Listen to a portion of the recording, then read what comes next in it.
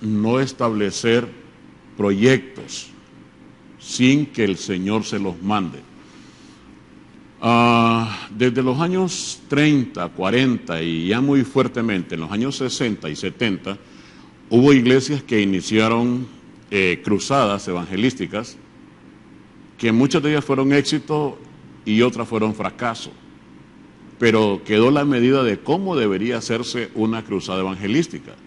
Y pues era muy simple, era conseguir un par de parlantes, un micrófono, en algunos casos hacer una tarima un poquito levantada del piso, llamar a la gente y empezar a predicarles la palabra. Esa fue la cosa más simple que yo todavía estando muy niño logré ver y dije, qué bonito pues. Yo era un niño, pero cuando empezaron esas cruzadas, y yo decía, bueno, qué bien de que aún con mi pensamiento de niño, era bonito ver personas pues que se abrazaban y trataban de mantener una buena paz en los tiempos en que eran difíciles, con los golpes de Estado, con las revueltas callejeras, a veces había demasiada convulsión, aún siendo pocos los habitantes de Tegucigalpa. Habían convulsiones siempre, yo recuerdo.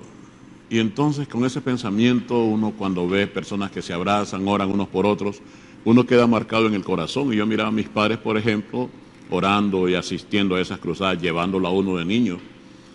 Entonces, cuando vemos el desarrollo de las cruzadas ahora, hay momentos, por ejemplo, en que me parece que no debería ser tan correcto hacer anuncios de que traigan a sus enfermos que se los vamos a sanar.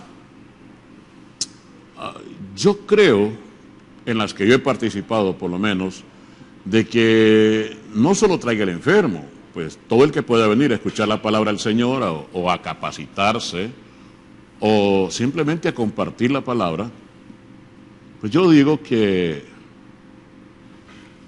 de alguna manera el mensaje debería ser: asista a tal lugar, al centro de convenciones o a un parque o a un lugar amplio donde se pueda predicar la palabra, asistan a escuchar la palabra del Señor. Nada más. Pero cuando se hacen ofrecimientos de que alguien ofrezca de que gran día de poder y sanidad, traiga a todos sus enfermos que el Señor ha dicho que los va a curar porque Él no nos va a avergonzar en público y además al que cree todo le es posible. Y cuando empezamos a amarrar textos que ahí están en la Biblia, pero los amarramos a cercos que no pertenecen a la Biblia, llevamos un problema grave en cuanto a que de una o de otra manera se está obligando al Señor a que cumpla ciertos, podría decir yo, pueden ser caprichos o puede ser ocurrencias. Tal vez no hay mala intención, pero cuánta expectativa se levanta en una persona que esté con problemas físicos, de cualquier índole, pero problemas físicos. Y entonces cuando una persona escucha eso, vengan, estaremos en tal estadio, venga que el Señor lo va a sanar. La persona obviamente que necesita esas sanidades, especialmente parálisis, alguna enfermedad infectocontagiosa, cáncer, cosas así. Obviamente que cuando alguien está pasando por una situación así y escucha que alguien le dice, mañana va a estar Dios sanando en el campo La Isla, mañana Dios va a venir a sanar gente al Chochisosa. Perdón, la oferta suena bonita, la invitación suena, obviamente, pues suena preciosa a alguien que está con dificultades de salud. Pero, ¿ordenó Dios esa cruzada? La pregunta es eso, ¿ordenó Dios esa cruzada? La otra pregunta es, ¿va a certificar Dios eso? O otra pregunta que a mí me hacen y que yo, obviamente yo tengo la contestación, pero no quiero entrar en contienda. ¿Y los que se sanan qué? A ver, cuando yo digo que hay una sanidad del Señor, yo mismo fui sanado de una enfermedad terminal, pero cuando el Señor sana, será necesario tomar bastantes fotografías y entrevistar al sanado y ponerlo a correr por toda la tarima frente a 10 cámaras de televisión o de filmación. ¿Será esto de Dios? ¿Será esto de Dios de que una persona que ha estado, pues, enfermo de cualquier cosa. De ahí se ponga a correr en una tarima y tira las muletas y tira la silla de ruedas. O sea, ¿será de Dios esto? ¿Será de Dios la sanidad? Pregunto. Ustedes pueden contestarme. ¿O será de Dios estar haciendo un show y entrevistarlo y que diga todas las desgracias y que diga después cómo lo sanó el Señor? Y aquí sí estoy en contra abiertamente. Decir que fue el pastor tal o la iglesia Tin Marín. O sea, esa es la pregunta, porque he visto en esta última semana especialmente que he estado en pláticas, porque todos los días estoy en esta cuestión de las consejerías, y no solo consejerías por problemas de familia, también consejerías a nivel teológico, personas que creen algo y que les resulta, pero no está en la Biblia. Y ese es uno de los grandes problemas que tenemos como iglesia. Si está en la Biblia, es verdad, pero si no está en la Biblia, entonces, ¿cómo ocurre el milagro o el supuesto milagro? Y eso es una de las cosas que me tienen a mí, digamos, me tienen preocupado por el hecho de que hacia dónde llevamos la iglesia, hacia dónde va la iglesia. Hasta este momento, obviamente que hay una gran cantidad de iglesias que salvan el evangelio porque lo predican tal y como está escrito, pero también corremos el riesgo de estar vendiendo milagros o de estar vendiendo expectativas. Y digo vender porque siempre habrá dinero involucrado, siempre habrá dinero involucrado. Entonces, ¿cómo hacemos?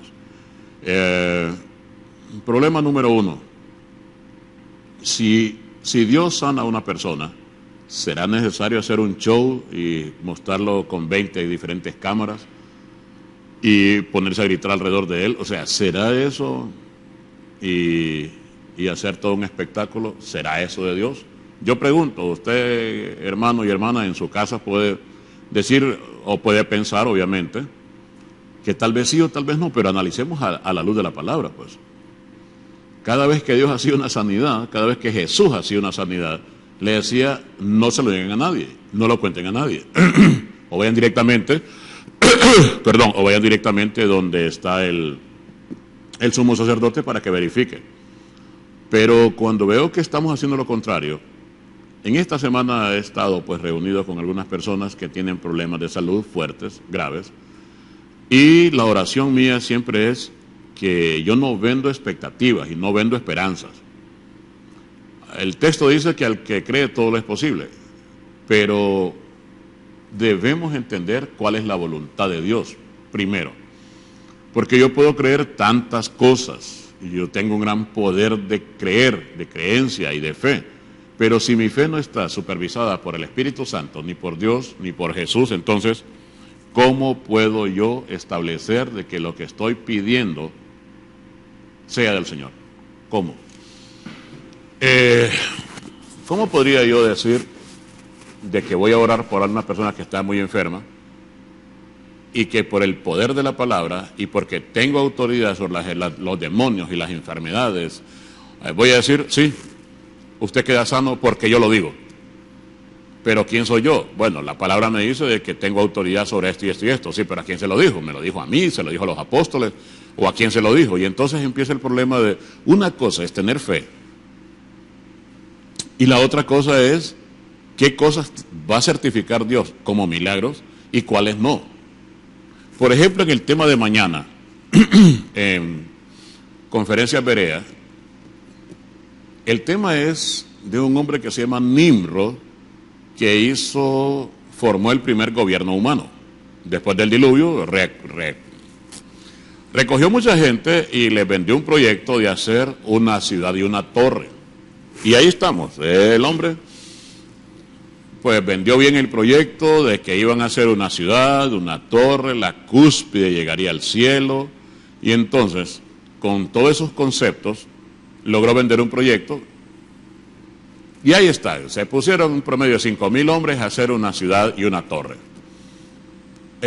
¿Pidió esa torre el Señor? No lo dice el texto. ¿Fue ocurrencia de Nimrod? No creo. ¿Nimrod era de Satanás? Sí, lo creo. Entonces, sin querer manipular el lenguaje, pero diciéndole claramente las cosas, ¿cuántos proyectos serán de Satanás que la iglesia los ejecuta y cuántos proyectos serían de Dios que los ejecuta el hombre común y corriente, el no convertido, el no converso, el que no va a la iglesia? Por ejemplo, ¿cuánta obra benéfica podemos ver en el país y fuera del país que es ejecutada exitosamente y profesionalmente por personas que no tienen nada que ver con Dios, pero en sus trabajos son exitosos? No creen en Dios, no tienen nada que ver con Dios. Pero cuando organizan eventos a beneficio de niños, viudas, enfermos, ¿por qué tienen tanto éxito? Entonces, primero que debemos analizar es si está Dios en esos proyectos o fueron ocurrencias de ellos, si está Dios en esos proyectos. Otra cosa que debemos analizar es que si ese proyecto al final del día Dios lo convierte para bien. Esas son preguntas que usted tiene que hacerse, querido televidente. Si cualquier organización, cualquier persona u organización quiere desarrollar un proyecto sin tomar en cuenta a Dios, sin orar por ese proyecto, sin leer la Biblia, no, simplemente porque tiene buenos sentimientos para con la población o para con cierto individuo para beneficiarlo. Entonces analice, querido televidente, si salió bien es porque Dios estaba involucrado o salió bien porque Dios o porque este hombre era capacitado para hacerlo.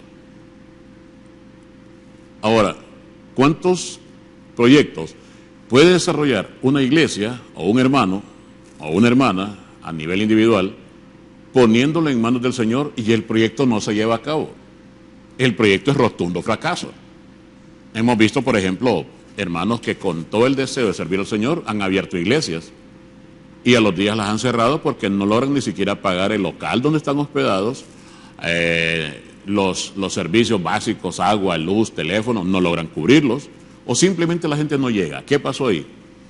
Porque yo en lo personal, en toda mi carrera de investigación que tiene que ver con iglesias, he visto varias personas que abren una iglesia con todo el amor del Señor y alquilan un local y no llega nadie. Y ponen unos nombres así, deseosos de servir al Señor, desde el nombre hasta que la persona está puntual ahí, está bien barrido el salón y llega un momento en que no llega nadie. Entonces la pregunta es, ¿esto fue una ocurrencia de este hermano o hermana? ¿O fue dictado por el Señor? ¿O de dónde salió la idea de montar un proyecto y no le funcionó?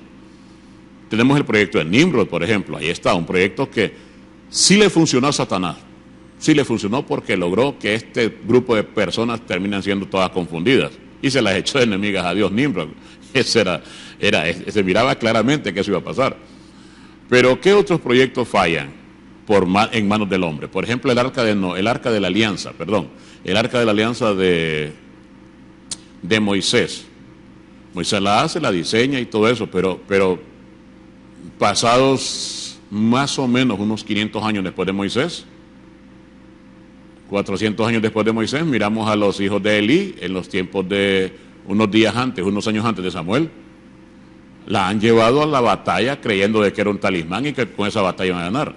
O sea, ¿qué tenían estas personas al agarrar el arca de la alianza, ir a pelear contra los filisteos y estando en las batallas, varias de ellas las perdieron? Pierden las batallas y pierden el arca de la alianza. Y el arca de la alianza anduvo metida en 4 o 5 ciudades de los filisteos: Gaza, Asdod, Ascalón, Gat, Ecrón, la capital. Y por último Dios puso orden ahí, les nacieron muchos problemas de piel y maldiciones y ratones y la devolvieron. Pero ¿qué podemos decir? Cuando se agarra la Biblia, en el caso nuestro, como talismán, conozco a muchos hermanos taxistas que andan la Biblia ahí encima del tablero para que se las vean, pero no la leen. Yo les he preguntado, hermano, ¿usted la lee? Ay, le doy mis leíditas, eso es lo que dicen. Pero entonces, ¿por qué andan cargando esa Biblia? He entrado yo a negocios donde uno en la entrada encuentra tal vez una Biblia abierta, o una Biblia en alguna mesa con un par de anteojos cerquita o con lápiz y papel, dando la idea que está leyendo o estudiando Biblia. Y los nombres en todas las paredes, un montón de nombres, nombres bíblicos, y Yahvé Jireh, y que Sebaot, y que Jehová es mi pastor, y he visto negocios que en todos los rincones tienen textos bíblicos. Pero cuando se acerca uno a la persona, ni lee la Biblia ni va a la iglesia. Entonces, ¿cuál es el proyecto de organizar o organizar un negocio o montar un negocio, ponerle un nombre bíblico y creer de que porque tiene el nombre bíblico va a llegar la gente? Entonces tenemos que venta de ropa usada, Ebenezer. Venta de ropa usada, Jehová Shalom. Sí, ¿y quién asegura de que porque tenga el nombre bíblico se va a vender todo eso? ¿Quién lo asegura?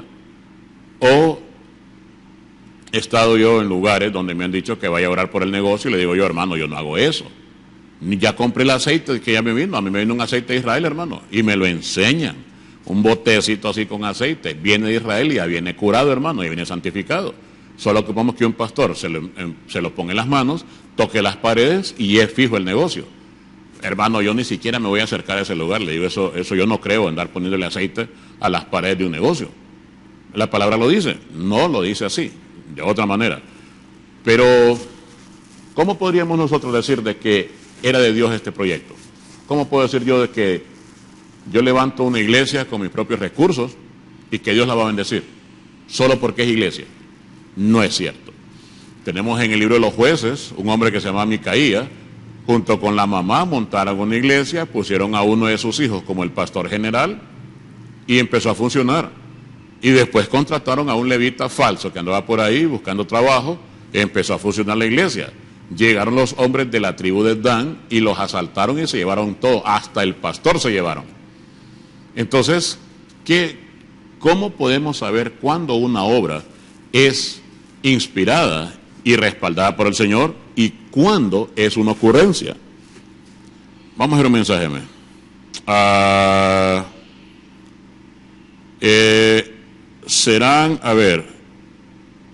Es aceptable ¿es aceptable para un cristiano salir a marchar, a protestar en contra de la corrupción? Sí, véalo de esta manera. Sea o no sea cristiano, si es ciudadano del país y se ve afectado en sus intereses, tiene el derecho, no es que sea aceptable, tiene el derecho, porque es un derecho a expresarse. Libre locomoción es un derecho, a expresarse también es un derecho, claro que sí. Ahora, también hay un punto aparte, que si es en orden, obviamente está cumpliendo sus derechos. Si es en orden, es parte de sus derechos. Y más bien debe ejercerlos para que, no como medida de presión, sino que debe ejercerlo porque es su derecho. De manifestarse públicamente es un derecho que la Constitución del país, ni siquiera en la Biblia, la Constitución del país le dice que tiene derecho a locomoción, a opinión, orientación teológica, doctrinal, tiene derecho a casa, a techo, a apellido, a trabajo, a salud, son los derechos. Y si la persona que me está escribiendo este mensaje puede o quiere ir a marchar, sí. Ahora, como cristiano debe dar un buen ejemplo a los demás que estén en esa marcha o debe dar un buen testimonio. ¿Que tiene su derecho? Claro que sí. Ahora, yo recomiendo también que no vayan pastores. Que no vayan pastores porque ya cuando el pastor está frente a una iglesia, entonces ya no está protestando el individuo, ya está la iglesia protestando. Y entonces cuando la iglesia empieza a protestar, entonces después va la otra iglesia. Y el problema que se puede generar es sacar a la iglesia a la calle a que proteste, ya pero como iglesia. Y como iglesia, el órgano iglesia no está para eso. Bíblicamente la iglesia es para, en primer lugar, predicar el plan de salvación, la paz entre todos los hombres. O sea, la paz entre todos los hombres, sin importar raza, credo, condición social. La Biblia y la iglesia estamos para unificar al ser humano, restaurar familias o personas, o incluso Podemos cooperar, sí, con los gobiernos desde las rodillas, desde el púlpito. Pero si ya un pastor se involucra en política y anda haciendo consignas en las calles, ya no. Como pastor ya es una autoridad que el Señor ya le dio su área de trabajo. ¿Y cuál es su área de trabajo? Es su púlpito, su iglesia. Si el Señor a mí me da una congregación, yo debo enseñar el amor por Dios y por el prójimo.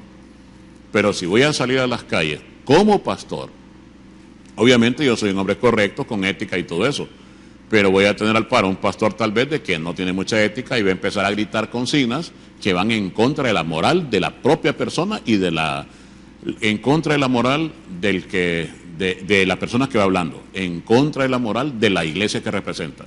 Y puede incluso insultar a otras personas. O sea, que cuando ya uno se emociona y está en cuestiones así, como una marcha, como el estadio, como una película, en una fiesta, puede pasar cualquier cosa cuando se desbordan las emociones. Sí, que tiene derecho toda persona que se viera afectada en sus derechos, claro que sí. Puede salir y manifestarse porque somos un país libre y no hay un totalitarismo en el cual uno no puede expresarse. Claro que sí, es un derecho y un deber expresarnos, pero dentro de las normas de la ética, las buenas costumbres, la moralidad, la urbanidad. Claro que sí. Ahora, repito, como iglesia no deben salir a las calles. Como iglesia no. Individualmente, a nombre de tal vez nombre propio, o de su familia, o de un trabajo, de una empresita que se vieron dañados, no veo ningún problema. Pero como pastores, no. Como pastores están las rodillas y está el púlpito. Y desde el púlpito, cooperar con el desarrollo y el buen funcionamiento del país. No de un gobernante o no de un político X, no, del país, porque el país nos pertenece a todos. Y en los diferentes estamentos debemos nosotros cooperar. La iglesia, ¿qué se nos da? Las rodillas, la oración. Ya si quiere pasar de ahí y a querer organizar propios discursos, se sale de la palabra. ¿Que puede hacerlo? Pues claro que puede hacerlo. Pero que sea correcto, no. Mezclar la política con el discurso doctrinal no es correcto. Sí oramos por el país, oramos por el gobierno en sí. Eso sí se nos manda la palabra, que oremos por las personas que están en lugares prominentes. Por la persona, si nos toca orar por el gobernante, que Dios actúe en su corazón para que trabaje conforme a la necesidad del pueblo. Claro que sí, pero nunca debe un pastor querer involucrarse en política, empezar a opinar bien o mal de un gobernante, no debe, porque es ética. Si no, miremos que el gobierno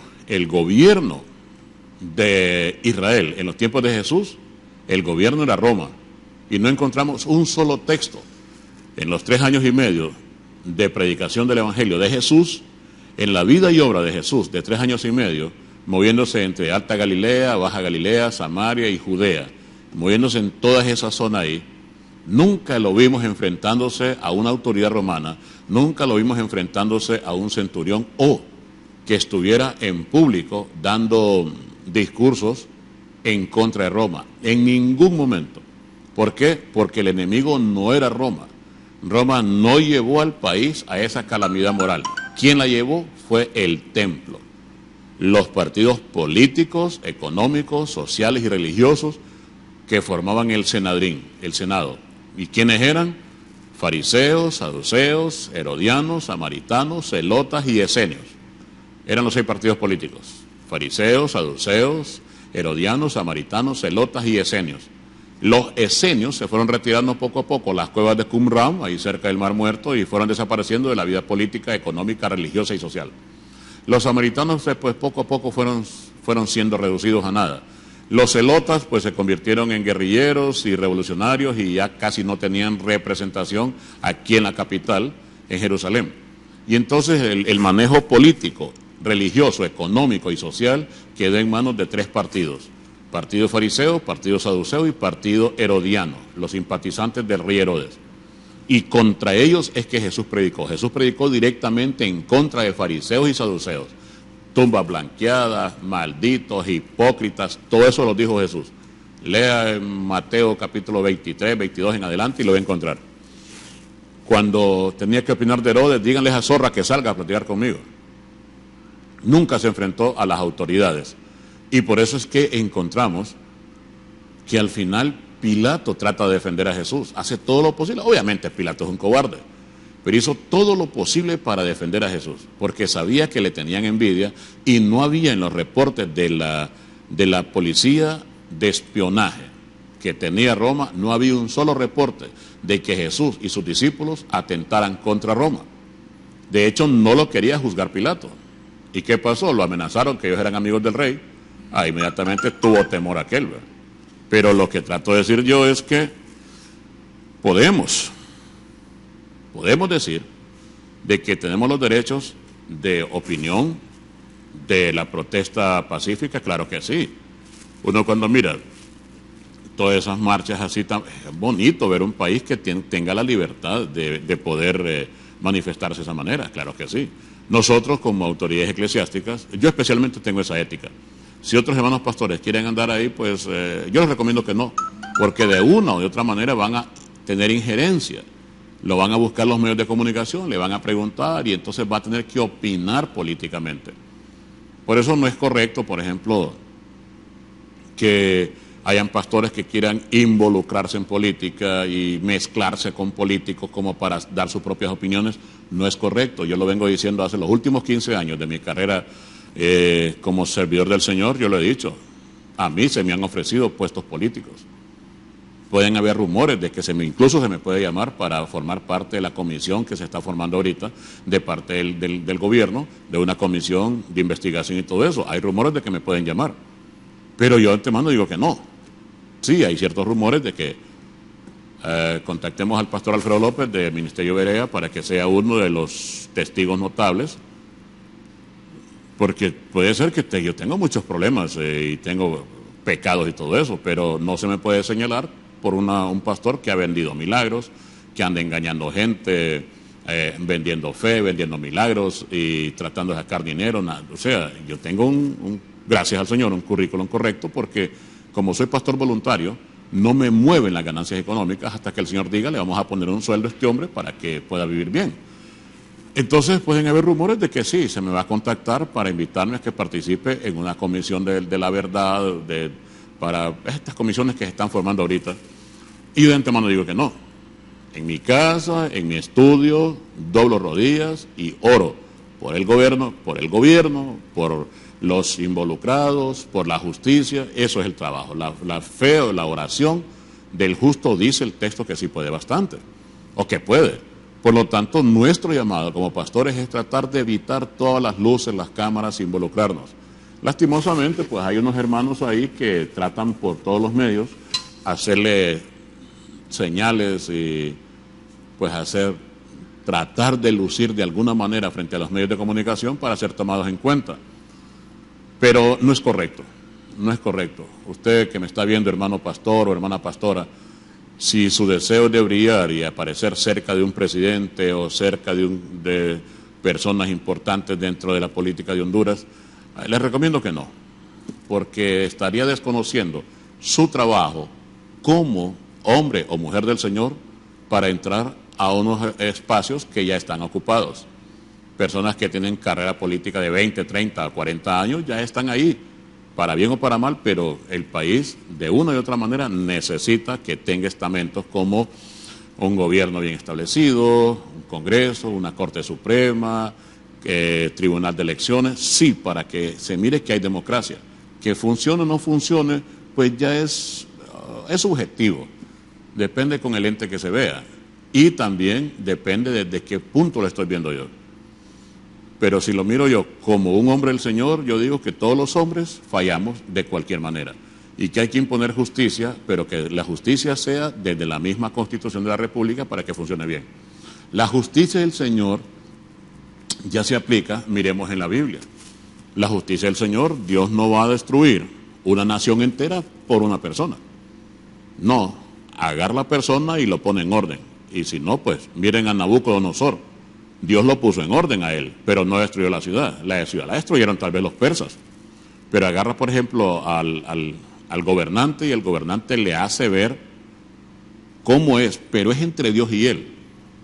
Porque el gobernante también de alguna manera tendrá una manera abierta de entender la palabra de Dios. Dios se le acerca, esto y esto no es así. Pero en el Antiguo Testamento tenemos que un rey tenía un profeta y un sacerdote. En el Nuevo Testamento ya no tenemos ahí un rey con un pastor al par, no tenemos ahí. La iglesia independiente del Estado, predicando la palabra de salvación, y el Estado haciendo todo lo que le toca hacer por haber sido elegido por el pueblo. En el Nuevo Testamento no encontramos ahí que ande un pastor desampado ahí con un rey, no lo vemos. Al contrario, los apóstoles se separaron de los reyes. No querían saber nada de Herodes Antipas, de Herodes Agripa, no querían saber nada. No querían saber nada ni del César, ni de los reyes, ni las autoridades militares. No, la iglesia se dedicó a predicar la palabra, pero también se dedicó a la obra benéfica, a atender viudas, huérfanos, necesitados. Y ese es el trabajo de la iglesia, predicar la palabra del Señor y orar por todos. Porque Dios no tiene ningún color de partido político. No, ni es de ningún color de un equipo de fútbol. O los vestidos del Señor no tienen el color de la bandera de Honduras ni de ningún país del mundo. No. La palabra del Señor es para enseñar la venida del Señor a la tierra, el regreso del Señor a la tierra. La palabra es para predicar el plan de salvación y orar por todos, no solo por los que son presidentes, orar también por el campesino de que por las cuestiones climatológicas no se le va a dar una cosecha, también por él. Orar por el joven de que mantenga su rumbo sólido hacia graduarse y a titularse y a profesionalizarse. Orar por la esposa, que sea pues la persona que le ayude o que guíe, en dado caso, cuando el hombre sí no se maneja bien, o habemos hombres que tal vez somos medio meneados, ahí está una mujer que nos da una dirección correcta en nuestra vida. El esposo, para ser productivo, ser protector, cuidar su familia, hacer que el país funcione. Cada quien tiene ya su trabajo. ¿Cuál es el trabajo de la iglesia? Exponer. Dijo, vayan por el mundo, hagan discípulos de las naciones, enseñando, predicando. No dijo, vayan y vayan a meterse a la política y aparezcan allá como candidatos a la política. No, no dijo nada de eso. ¿Era Judas zelota? No. Los zelotas, con Z, estaban al norte, de Caná de Galilea hacia arriba. O sea, digamos de las zonas a los alrededores del mar de Galilea, y más hacia el norte entrando a las montañas de Asiria. Entonces en esa zona de ahí, los zelotas eran galileos. Ahora, hubo un problema grave en la zona sur en el año 78 por ahí, cuando un grupo de zelotas se encerraron porque eran guerrilleros. Se fueron a cuartelar en Masada. Masada era una fortaleza que había, era una casa de campo, pero técnicamente era una fortaleza que Herodes el Grande había hecho. Herodes el Grande era gran constructor, el hijo de Herodes Antipater, que es el que le ayudó a los romanos a invadir Israel y a vencer a los judíos macabeos. Entonces este Herodes había construido varias edificaciones fuertes, ciudades como Macaerus, Herodium, Masada, que era una ciudad de retiro, era una meseta, imposible atacarla. Los romanos tuvieron que hacer una rampa, tardaron muchos años en hacer una rampa de tierra hasta que subieron. Los romanos es que tenían que establecer que Roma era la potestad de todo el mundo, como dio lugar. Y 900 celotas se encerraron ahí en la zona de Masada, una meseta, y después se mataron entre ellos mismos. Eran aproximadamente 900 hombres, 900 personas. Y entonces 100 mataron a 800, y de ahí 10 mataron a 100, y uno mató al último, y todos acostaditos ahí. Y a los romanos les dejaron ahí las vasijas de vino, de aceite, la comida, las armas, el agua, dándoles a entender a los romanos que no se iban a rendir y que no se suicidaban por hambre, por ética. De hecho, en Masada es donde se juramenta los nuevos miembros del ejército de Israel, ahí. Entonces, los celotas, Judas no era celota, porque Judas era de una ciudad del sur que de las montañas de Judea, porque básicamente de aquí de la zona central de Israel, que es las montañas de Judea, el país estaba partido en 4 regiones. Al norte Galilea, más abajo Samaria, más al centro Judea y al sur quedaba Idumea, que es actual Negev. Entonces, en las montañas de Judea, que es la parte montañosa del país, pues habían muchas ciudades ahí, importantes o pequeñas. La importante era Jerusalén, la capital.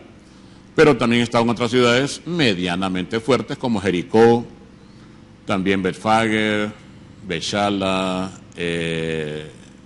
también Betania, Gilgal, Betel, Mizpa, más al sur una ciudad bien fuerte que se llamaba Kiriat Arba, que después se llamó Hebrón, Beersheba.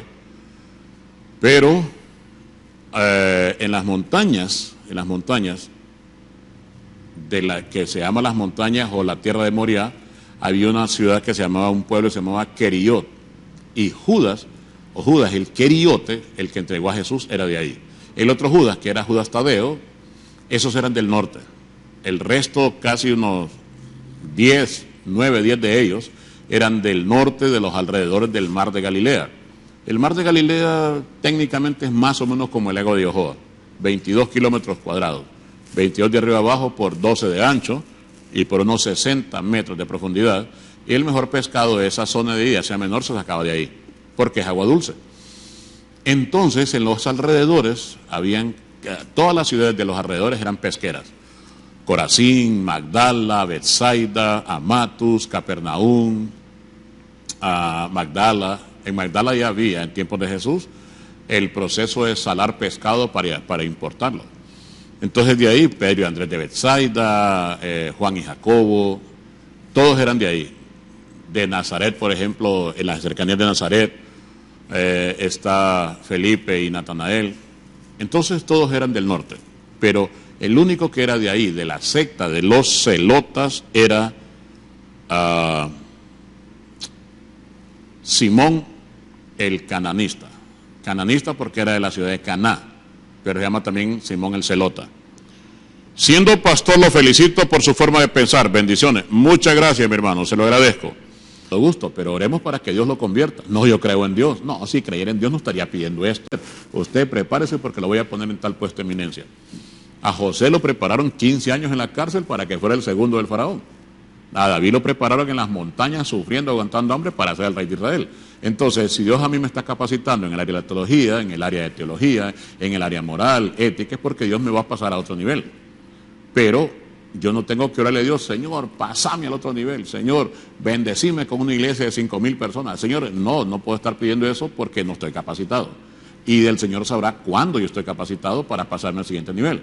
Lo que significa es de que una persona no puede estar pidiendo una oración para entrar en engranaje gubernamental, no puede pedir eso. Puede sí pedir. Yo les digo, bueno, hermanos, oremos. Han llegado ahí diputados o diputados fallidos, muchachas diputadas. Bueno, oremos para que usted se convierta al Evangelio. No, yo creo en Dios. Si creyera en Dios no estaría pidiendo esto. No, hermano, lo que pasa es que, mire, por eso es que es bueno tener pastores alrededor para que sean consejeros. No, un pastor de consejero en político no funciona, porque el político va a terminar haciendo lo que él quiere. Ahora, que me dicen aquí que debe orar por unos y por otros, sí. Un pastor debe orar por unos y por otros. Y oraciones puntuales. ¿Cuál es la oración puntual? Señor, que esta persona se convierta al Evangelio para que te comprenda. Pero hay gente que diga, mire hermano, aquí hay 1000 empiras, me dicen a mí. Ore para que un vecino que tengo yo se vaya o se muera. No, hermano, ni le acepto el billete, ni voy a orar por algo así. No puedo orar yo para que una persona se muera. O no puedo orar yo para que ese vecino se vaya de ahí, porque de pronto el vecino que se va es que se va quejando de este. De pronto el que me pone el dinero ahí es el mal vecino. Entonces, eso es comercializar con la fe. Y le digo, hermano, yo voy a orar para que Dios le dé paz espiritual y sepa tener paciencia y llore por el vecino. No, yo por ese pícaro no oro. Ya ve, entonces, ¿cómo quiere que oren por usted si usted no ora por nadie? No, hermano, quítese de aquí y llévese su pisto. Entonces, hay que orar por todos. Ya, hay que orar por todos. Pastor, quiero que me explique qué es el mar muerto y de la mujer que tenía hemorragia y tocó a Jesús y sanó. No entiendo. A ver, el país de Israel, o el Estado de Israel, tiene dos mares interiores. El mar del norte es el mar de Galilea, conocido también como mar de Tiberias o Tiberiades, y también se le conoció como el mar de Genesaret. En algún tiempo se le llamó Kineret, Genesaret, Tiberias, Tiberiades, porque había una ciudad fuerte romana llamada Tiberias. También se le conoció como Galilea o Galil, y los griegos cuando llegaron e invadieron Israel cambiaron las terminaciones de Aea, Galilea, Cesarea, Judea, de Judá a Judea, Edom y Dumea. Entonces el país al norte, colindando con Asiria, con un poco de Jordania y con Líbano, está el mar de Galilea. 22 kilómetros cuadrados y unos 60 metros de profundidad. Para aquel momento, en los tiempos de Jesús, pues era uno de los recursos más importantes para la economía de Galilea. Samaria vivía de la producción de todo tipo de legumbres, frutas y legumbres, porque era una zona, es todavía, Samaria es una zona de mucha producción de todo lo que sea ganadería, horticultura, floristería. Bueno, los israelitas le han sacado tierra fértil al desierto. Entonces, más al norte de Galilea, en la zona ya de Asiria, hay una serie de montañas altísimas, 2000 metros de altura, y uno de ellos se llama el Monte Hermón. Y del Monte Hermón están siempre bajando corrientes pequeñas de agua y han formado dos ríos que se llaman el Hasbani y el Dar el Banias. Y estos ríos, bueno, estos van y se distribuyen por la zona de Alta Galilea, los Montes Sagros, pasan a Turquía. Pero hay una serie en aquel momento había una serie de ríos que llenaban un lago que era más o menos como toda la zona de Tegucigalpa y sus alrededores. Se llamaba el lago Ule, que eran aguas heladas porque venían del Monte Hermón. El Monte Hermón o Armonín o Armonia se le llama el Canoso porque siempre está con nieve. Ya. Entonces, al llegar llenaban el lago Ule, y el lago Ule salía en una pendiente a borrascosa, una corriente fuerte, y llenaba el lago de Galilea. Y entonces, cuando empieza del lago Ule, empezaba a bajar una corriente muy fuerte, aunque no era muy ancha, eran corrientes tal vez de 2 metros, 3 metros, pero con bastante agua, empezaban a descender. Y el verbo descender en antiguo hebreo se dice yardén. Entonces de ahí se le deriva la palabra Jordán, que Jordán significa el que desciende violentamente. Yardén es aguas que descienden violentamente. Entonces al llenar el mar de Galilea tiene por la salida sur, se empieza a formar ya oficialmente el río Jordán o el río Yardén. Y viene dando vueltas y muchas tortuosidades, que si lo estiramos son 100 kilómetros, pero con tantas vueltas que da por toda la zona de Galilea, de Samaria, y entra todavía a los desfiladeros de las montañas de Judea, entonces técnicamente tiene 300 kilómetros de largo, pero como viene enrollándose y dando muchas vueltas, entonces en línea recta serían 100 kilómetros hasta que llega a la parte norte del Mar Muerto. El Mar Muerto está en una gran hendidura entre las montañas de Judea y las montañas de Moab, o actualmente Jordania. Y son 400 metros de ancho que tiene ese pequeño desierto, pero el río nunca fue navegable. El río a veces no tiene ni 2 metros de ancho. Hay lugares que tiene 3, 4 metros donde desembalsa, pero de ahí no tiene más. Ahora, este río siempre fue muy exitoso para la predicación de la palabra. Ahí predicó Juan el Bautista, de ahí se fue Elías para el cielo, ahí fue bautizado Jesús. Y entonces desemboca en el río, en el Mar Muerto. El Mar Muerto son 80 kilómetros de largo por 22 de ancho. Y es totalmente salado. Tiene 10 veces más sal, salitre, antimonio, sulfuro, azufre que cualquier mar. Y es de los mares más bajos. Y no tiene salidas, sino que se evapora, no tiene salidas. Uno que otro río que tal vez unos ríos que son tributarios como el Yarmuk, como el Jabok, Arnón, el arroyo de Sered, son pequeños arroyitos ahí. Pero entonces ese mar, el mar muerto, se llama también el mar de Arad o el mar salado. Arad significa amargo o salado. Y este mar se murió cuando llovió fuego del cielo en tiempos de Sodoma y Gomorra, aproximadamente 2000 años antes de Cristo.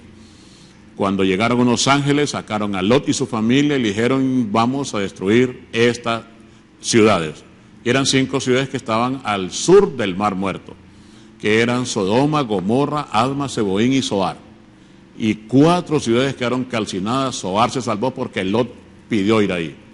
Entonces, cuando Abraham se levantó otro día, vio toda la llanura calcinada y humo que salía todavía.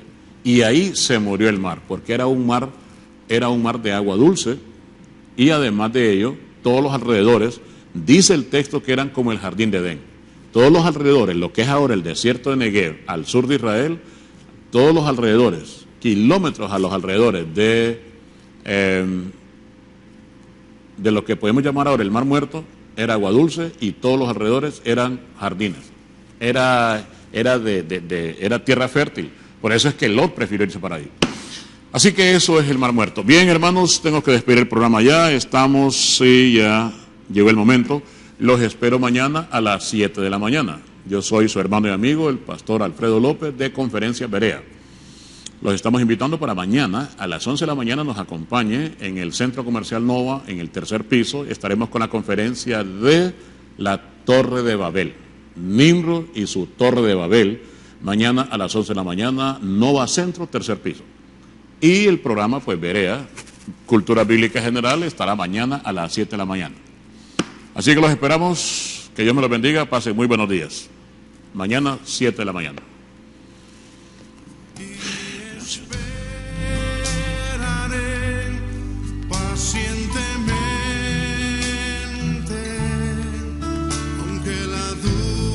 Hemos presentado Berea, Cultura Bíblica General. Y recuerde, si está en la Biblia, es verdad.